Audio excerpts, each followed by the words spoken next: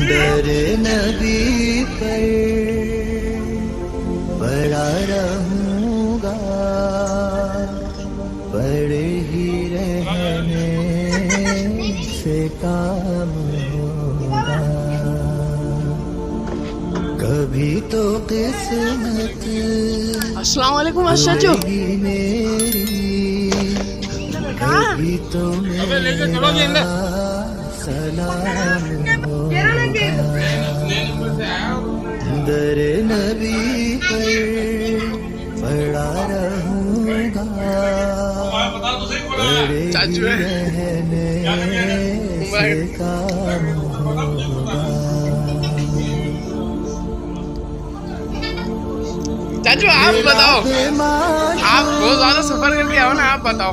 कुछ हुआ है ना कोई आशिक से काम होगा।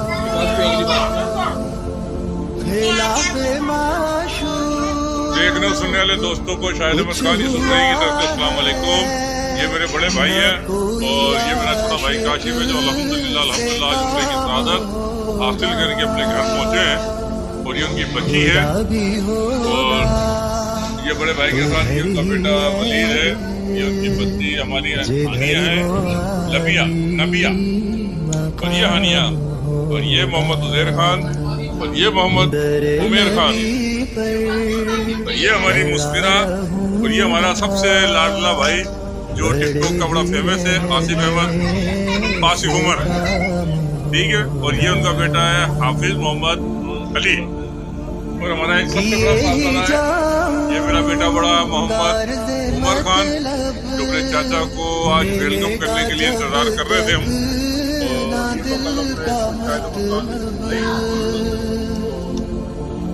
ये ही